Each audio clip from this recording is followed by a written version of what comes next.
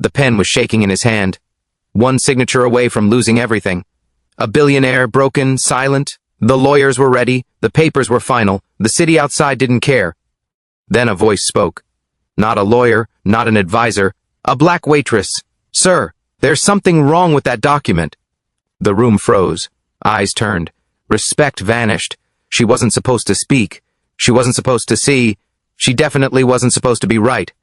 But in the next few minutes, a billionaire would realize the people he trusted were betraying him. And the one person he ignored was the only one who could save him. The pen shook in his hand like it weighed 100 pounds. One stroke, that was all it would take. One line of ink, and a lifetime would collapse into a footnote. The room was silent, but it wasn't a peaceful silence. It was heavy, thick, the kind of quiet that presses against your chest and makes it hard to breathe. Marcus Hale sat at the long glass table, shoulders stiff, jaw tight, eyes locked on the paper in front of him. 40 years of power, 40 years of being the man everyone waited on. And now here he was, waiting on himself, waiting on a signature that would erase his name from the skyline he helped build. Outside the floor-to-ceiling windows, the city glowed like it always had, unaware that one of its kings was about to fall. The lawyers sat straight, hands folded, faces trained into masks of calm professionalism. They had practiced this look. The accountants avoided eye contact, eyes darting between numbers and the clock, as if time itself might save him. The paper lay flat on the table, clean and crisp, its sharp edges cutting deeper than any knife. The words "final bankruptcy agreement" stared back at him without mercy. Marcus loosened his tie, fingers fumbling as sweat formed at his temples. He had worn that tie to meetings where men twice his size backed down. He had worn it when reporters begged for quotes and politicians asked for favors. Now it felt like a noose. His chest rose and fell slowly as he tried to steady his breathing. Pride had always been his armor. Tonight, it was stripped away, leaving only fear beneath. "Mr. Hale," one of the lawyers said softly, as if speaking too loudly might shatter him. "Once you sign, the process is complete." Marcus nodded without looking up. He knew. He knew every word on that page. He had read it 10 times already, each time hoping it would somehow change, each time realizing it never would. His fingers tightened around the pen. The tip hovered just above the line where his name belonged. That was when the sound cut through the room. A small sound, almost nothing. Porcelain touching glass. A quiet clink that didn't belong in a room where millions of dollars were dying. Everyone froze. At the edge of the boardroom stood a black waitress holding a silver tray. 2 untouched cups of coffee trembled slightly as her hands stilled. She hadn't meant to interrupt. She had been doing what she always did, walking in quietly, blending into the background, existing without being seen. Her uniform was simple. Black pants, white shirt, apron tied tight, no jewelry, no makeup meant to draw attention. She had mastered the art of being invisible in rooms like this. Powerful men didn't look at her. They looked past her. But now she wasn't moving. Her eyes were locked on the table, more specifically on the papers. Marcus didn't notice her at first. His world had narrowed to a single point, the line where his name would end everything. He lifted the pen again, breath shaking as it hovered. "Sir," the lawyer repeated, "a little firmer now. We should proceed." Marcus exhaled, long and slow. His hand began to lower. "Excuse me." The voice was soft, almost apologetic, but it sliced through the moment like a blade. Every head in the room turned at once. The waitress stood frozen, her mouth slightly open, as if she couldn't believe the sound had come out of her. Her heart pounded so loud she was sure they could hear it. She hadn't planned to speak. It just happened. The words had pushed their way out before fear could stop them.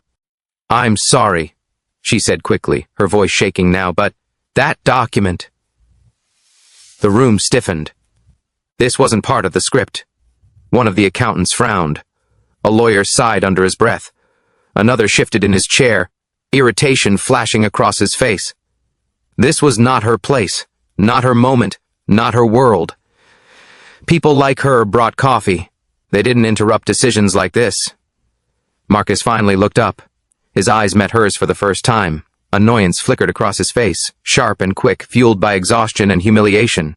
He had no patience left. Not for this. Not tonight. "Miss," he said quietly, his voice controlled but tight. "This is a private meeting." Her throat tightened. Every instinct screamed at her to apologize and leave. to lower her eyes, to disappear like she always did. She felt the weight of the room pressing down on her, daring her to remember her place. But something held her there. Her eyes flicked back to the page she had seen, the numbers, the line that didn't make sense, the detail that wouldn't let her stay silent. Her hands trembled, but she tightened her grip on the tray. "I know," she said, her voice barely above a whisper. "I didn't mean to interrupt, but there's something wrong with that page." Silence fell like a wall. No one moved. A waitress had just told a billionaire there was a problem with his bankruptcy papers. Someone let out a quiet scoff. Another lawyer leaned back in his chair, crossing his arms. This was almost insulting, almost funny. Marcus stared at her, really stared this time. He took in her uniform, her tired eyes, the way she stood like she expected to be struck for speaking. "What?" one of the lawyers muttered. The lead attorney cleared his throat. "Ma'am," he said with forced politeness, "I'm sure you mean well, but you don't understand what you're looking at." Her cheeks burned. "I might," she said softly. That earned a sharper reaction. A man near the end of the table laughed under his breath. "She pours coffee," he said. "She doesn't read contracts." The words hung in the air, heavy with judgment. The waitress swallowed hard. She felt small, exposed, like every mistake she had ever made was written across her face. But she didn't look away. She couldn't. "I wasn't trying to be rude," she said. I saw the numbers." Page 3, the transfer section. One of the accountants stiffened, just slightly. But Marcus saw it. He saw it because he had spent his life reading people, reading rooms, reading the spaces between words. "Page 3? Marcus repeated slowly. The lead attorney shot the accountant a warning glance. "Sir," he said quickly, "we've been over this. Everything has been reviewed." Marcus didn't answer right away. His gaze moved back to the waitress. "Why were you looking at the papers?" he asked. Her hands tightened again. "I wasn't trying to," she said. "I just glanced. I've seen forms before." The room waited, skeptical, dismissive. Marcus leaned back slightly in his chair, the pen still in his hand. For the first time that night, he wasn't staring at the paper. He was watching a person. "What do you think is wrong?" he asked. A few people shifted uncomfortably. This was going too far. Entertaining her was unnecessary, risky, embarrassing. Her eyes widened. She hadn't expected that. "The totals," she said, choosing her words carefully, "they don't line up. The debt listed doesn't match the assets shown on the summary." The lawyer laughed, sharper now. "Sir, with respect, this is absurd." Marcus held up a hand, silencing him. The waitress's pulse raced. She could feel tears threatening to rise, but she pushed them back. She had spent too many years being talked over. Too many years. Being told she didn't belong in rooms like this. She wouldn't let that stop her now. "I could be wrong," she said, "but I don't think I am." Marcus looked down at the page again. He followed the lines she had mentioned. His brow furrowed. He had missed it, or maybe he hadn't wanted to see it. The room held its breath. "Check it," Marcus said suddenly. The lead attorney blinked. "Sir, check the numbers," Marcus repeated, his voice firmer now. "Right now." Reluctantly, the accountants leaned forward. Pages flipped, fingers moved quickly, whispers began, quiet at first, then more urgent. The waitress stepped back slightly, her knees weak. She hadn't meant for it to go this far. She had just known she couldn't stay quiet. Marcus watched the men around him grow tense. He saw the color drain from one face, saw another man avoid his eyes. Minutes passed, each one stretching longer than the last. The lead attorney cleared his throat again. "There seems to be a discrepancy." Marcus's grip on the pen tightened. "How big?" he asked. No one answered right away. The waitress stared at the floor now, afraid to look up, afraid she had imagined it all, afraid she had crossed a line she couldn't uncross. Finally, the accountant spoke. "The liability transfer is higher than disclosed," he said. "By a significant amount." The room shifted. Marcus felt something crack inside his chest. Not relief. Not yet. Something colder, something sharper. He looked back at the waitress. "What's your name?" he asked. She hesitated. "Avery," she said. "Avery." The name settled into the room. Marcus nodded slowly. He placed the pen down on the table just inches from the signature line. For the first time that night, the paper no longer felt like a verdict. It felt like a question. And Avery stood there, still holding the tray, still trembling, realizing she had just stepped into a moment that could not be undone. The city lights outside flickered. The room breathed again, and somewhere between silence and sound, everything began to change. The lead attorney stood up slowly, straightening his jacket like the moment still belonged to him. His movements were calm, practiced, polished by years of controlling rooms like this. He offered a thin smile that never reached his eyes and looked directly at the waitress as if she were a misplaced object. "Ma'am," he said, voice smooth but sharp underneath, "this is sensitive legal business. I'm going to ask you to leave." The room seemed to agree with him. Chairs creaked. A pen tapped once against the table. The unspoken rule settled in the air. People like her did not belong in moments like this.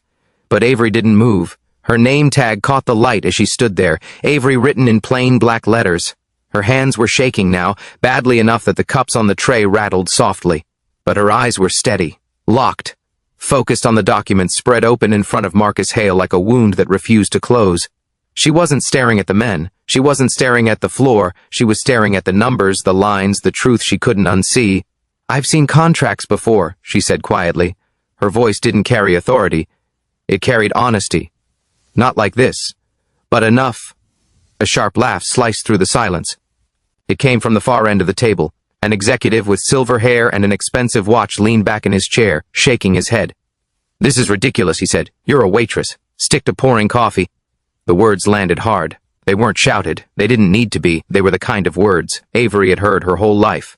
Words that told her exactly where she ranked in the world. Her chest tightened. For a split second, doubt crept in.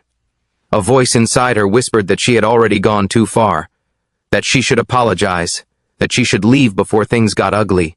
Marcus watched everything in silence. He didn't jump in to defend her.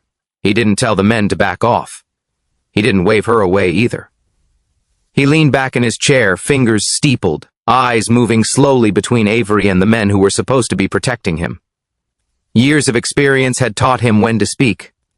And more importantly, when not to. Avery swallowed hard. Her throat felt dry, like she hadn't had water in days. "Page 3, she said, her voice barely steady now. "The debt transfer clause. The numbers don't match the ledger totals." The reaction was instant. One lawyer's head snapped up. Another froze mid-page turn. Someone else cleared his throat too quickly. "That's impossible," one of them said, fast and sharp, like the words were meant to shut the idea down before it could breathe. Marcus noticed how fast he said it. Marcus noticed everything. He leaned back further, the chair creaking under his weight. He didn't look at the papers. He looked at the people. At the way one man wouldn't meet his eyes. At the way another suddenly found the edge of the table fascinating. At the way Avery still hadn't looked away. Something was wrong. "Why are you here so late?" Marcus asked, his voice calm, almost curious. The question caught Avery off guard. She blinked and finally looked at him, really looked at him. Up close, he didn't look powerful. He looked tired, worn down, like a man who had been fighting a losing battle for too long. "Second shift," she said. "I work nights." There was a pause. "A longer one. I used to—" She stopped herself, then forced the words out. "I used to study finance. Before life happened," the room judged her in silence. No one asked what that meant. They didn't need to. They filled in the blanks themselves. Single mother, bad choices, broken dreams, a woman who should have known her place by now. Disposable. The lead attorney's patience snapped. "That's enough," he said sharply. "Security." "Wait." Marcus raised one hand. The room froze again. The power shifted just slightly, enough to be felt. "Check it," Marcus said.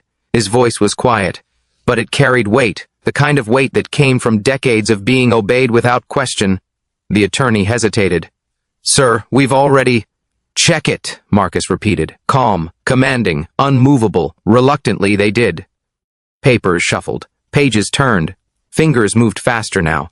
The confidence drained from their movements, replaced by something tighter, more urgent. The sound of whispers filled the room, low and controlled, like men trying to keep panic from spilling out. Avery stepped back toward the wall, her legs feeling weak. Her heart was racing now, pounding so hard she thought it might break through her chest. She hadn't planned this. She hadn't thought past the moment she opened her mouth. Now she stood there, wondering if she had just destroyed her job. Or worse. Seconds passed. Then minutes. Each one stretched longer than the last.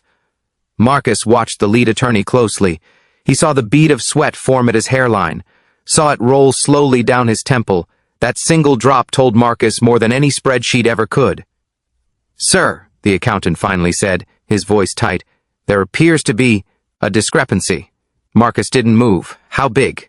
No answer came right away. The men looked at each other, silent conversations passing between them.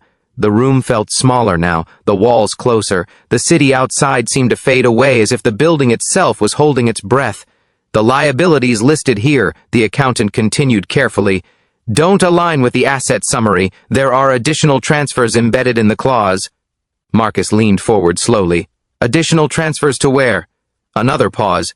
"To a third-party firm," the accountant said. "One that appears to have a relationship with our legal advisory team." The air went cold. Avery's breath caught in her throat. She hadn't known how bad it was. She had only known it was wrong. Now the truth stood fully exposed, ugly and undeniable. Marcus's jaw tightened. His eyes hardened. The humiliation he had felt earlier transformed into something sharper. Anger. Betrayal. "So let me understand this," he said slowly. "I sign these papers. I lose everything. And you walk away richer." No one answered him. The injustice was no longer theoretical, no longer buried in legal language and fine print. It was there, written, calculated, intentional, a trap. Marcus turned his head and looked at Avery again. She stood pressed against the wall now, tray forgotten, eyes wide with fear and disbelief. She hadn't meant to expose a crime. She had only meant to speak the truth. "What made you look?" Marcus asked quietly. Avery hesitated. "I don't know," she said. "Something just felt off." He nodded slowly. Around them, the lawyers shifted in their seats, suddenly very aware of how thin their control had become. The room that once belonged to them no longer did. Marcus picked up the pen again, the same pen that had nearly ended him. He held it between his fingers, feeling its weight. Then he placed it down. Not on the paper, on the table. The sound echoed louder than any shout. Avery felt tears sting her eyes, not from fear this time, from the weight of what she had done, from the realization that silence would have been easier, safer, and wrong. The men around the table looked trapped now, not by contracts, by truth. Marcus leaned back once more, his gaze never leaving them. "We're not finished," he said calmly. Outside, the city lights flickered, unaware that a storm had just broken inside one quiet boardroom. Avery stood there, heart still racing, knowing one thing for certain. She could never unsee what she had seen, and whatever came next, nothing would ever be the same. The room changed in a way no one could explain, but everyone felt. Chairs scraped back as if the furniture itself wanted distance from what had just been uncovered. Voices that once filled the space with confidence dropped into whispers. Eyes darted, breaths shortened. Panic crept in and sat where certainty had lived just moments before. The men who had entered the room believing they were in control now looked like strangers caught without a script. Marcus Hale stood slowly, not rushed, not dramatic, just deliberate. The papers lay on the table between them, no longer neat, no longer harmless. They trembled now, not in his hands, but in theirs. In the way fingers hovered but didn't touch. In the way shoulders tightened when he moved. "You were going to bankrupt me," Marcus said quietly. His voice didn't rise. It didn't need to. "And you were going to walk away richer." The words hung in the air, heavy and final. No one answered. The lead attorney opened his mouth, then closed it again. Another man looked down at his shoes. Someone swallowed hard. The silence was loud now, filled with everything they weren't saying. Confessions, excuses, fear. Avery took another step back. Her heart was racing so fast it made her dizzy. She pressed her back against the wall, fingers digging into the edge of the tray she still held out of habit. She hadn't planned for this. She hadn't imagined standing in the middle of something like this. She had only known she couldn't stay silent. Now the weight of it all was crashing down on her at once. Marcus turned toward her. Not sharply, not impatiently. He really looked at her this time. He noticed the dark circles under her eyes, the way her shoulders curved inward, like someone used to making herself smaller, the way she held herself, not proud, not bold, but steady in a quiet way that didn't ask for permission. "Where did you learn this?" he asked. The question wasn't an accusation. It was curiosity, respect even. Avery hesitated. The room waited again, but this time it wasn't judgment pressing in. It was something else. Attention, she took a slow breath. Before my husband died, she said softly, the words catching in her throat. We used to run numbers together, late at night, just for fun. She paused, blinking back a memory she hadn't visited in a long time. I had a scholarship once.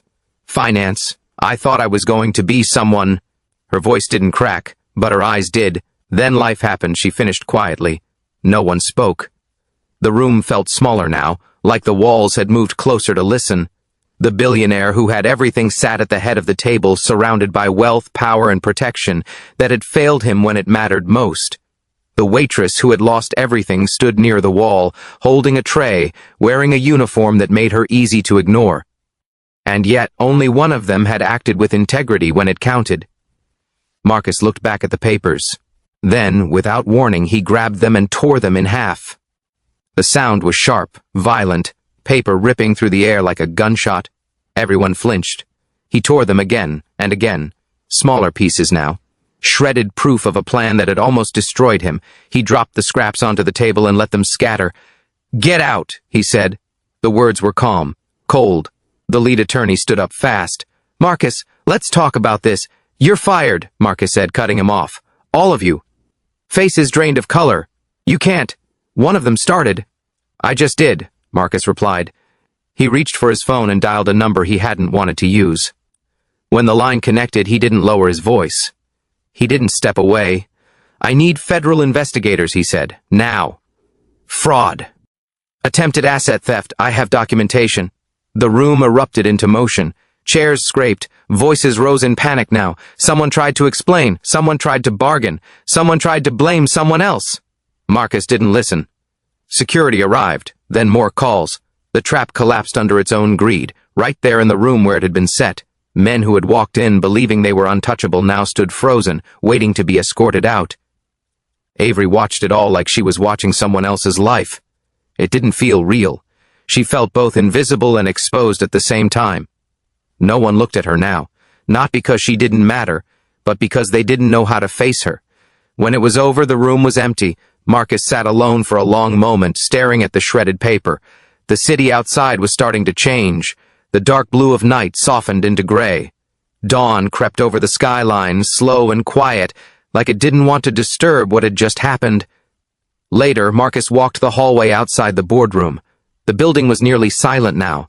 Most of the staff had gone home. The echoes of the night still lingered in the air. He saw Avery at the far end of the hall. She was wiping down tables like nothing had happened, back and forth, slow, careful, like routine was the only thing keeping her grounded. He stopped a few feet away and watched her for a moment. The same woman who had stood up to a room full of powerful men now stood alone, cleaning fingerprints from glass. "You saved me," Marcus said. She looked up, startled. Her eyes widened when she saw him standing there. She straightened quickly, nervous again. Old habits returning. "I didn't," she said, shaking her head. "I just told the truth." Marcus studied her face, the honesty in it, the humility. "No," he said after a moment. "You chose dignity when silence was easier." The words settled between them.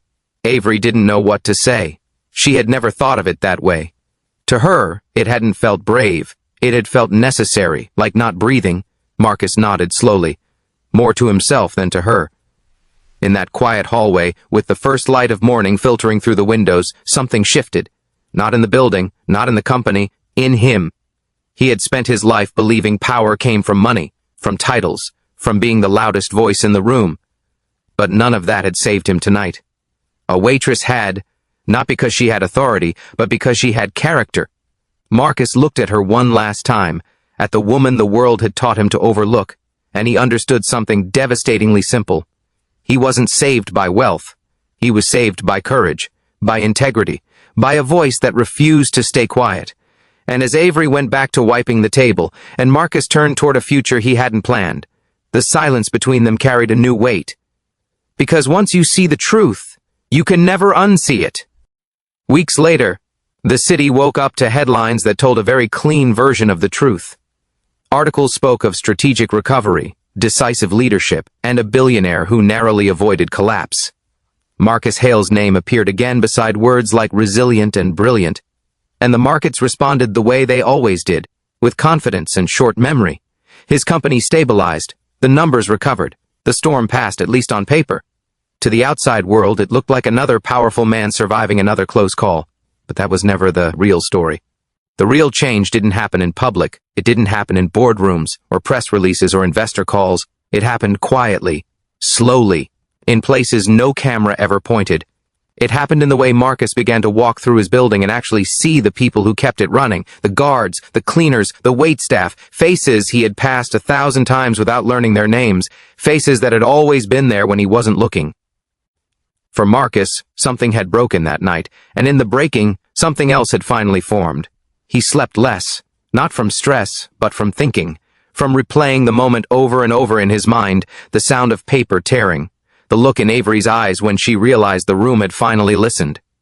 He had spent his life believing power protected him, that money bought safety, that authority meant control. But none of it had saved him, not really. A voice had saved him, a voice he almost dismissed. Avery, meanwhile, went back to her life the next morning like the world hadn't shifted under her feet. She woke up before sunrise, made breakfast for her child, and caught the early bus like always. The city didn't know her name, the headlines didn't mention her, and she didn't expect them to. She had learned a long time ago not to expect recognition for doing the right thing. She returned to work that night, tied her apron, and picked up her tray. Some of the same men from the building nodded at her now. Others avoided her eyes. A few tried to say thank you and didn't know how. She accepted all of it quietly, because what mattered wasn't what they said, it was what she knew she had done. Weeks passed. Then one afternoon her manager pulled her aside. Avery expected a complaint, maybe a warning, maybe nothing at all. Instead, she was told someone from the executive offices wanted to see her. Her stomach dropped. Old fear rose up fast, sharp, and familiar. She wiped her hands on her apron and followed the manager down the hall, each step heavier than the last. Marcus was waiting in a small conference room. No cameras, no assistants, no audience. Just him, standing when she walked in. "Thank you for coming," he said. She nodded, unsure what to say. He didn't waste time. He didn't soften it with speeches or apologies. He spoke plainly. "I don't believe in handouts," he said. "And I don't believe in pretending something didn't happen when it did. Avery listened. Quiet. Guarded. "You didn't save me because I'm powerful," Marcus continued. "You saved me because you were honest. Because you saw something wrong and chose to speak." He slid a folder across the table. Inside was not charity, it was opportunity, education funding, training, a role created not out of pity, but need. A chance to return to the world she had once dreamed of entering, without erasing the life she had lived. "This isn't a favor," Marcus said. "It's an invitation, and you don't owe me anything." Avery stared at the folder for a long time. Her hands trembled again, the same way they had that night, but for a different reason. She thought of late nights with her husband, calculators spread across the table, of dreams put on pause, of doors that had closed without explanation. She looked up. "Why?" she asked. Marcus didn't hesitate. "Because I forgot to listen," he said, "and I won't make that mistake again." She accepted, not because she needed saving, but because she had earned the right to choose. Her first day in the office felt unreal. The same building, the same elevators, but a different world. She wore clothes she hadn't worn in years, clothes that made her feel like herself again, not invisible, not apologetic, just present. Marcus greeted her himself, not with a speech, not with applause, with a handshake, equal, steady. "I almost lost everything," he told her as they sat across from each other. "Not because I lacked money, but because I forgot to listen." Avery nodded. "People don't fall because they're weak," she said. "They fall because no one hears them." The words stayed with him.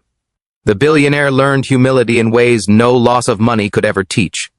He learned to ask questions and wait for answers, to sit in silence and let other voices fill it, to understand that leadership wasn't about being the loudest person in the room, but the most attentive.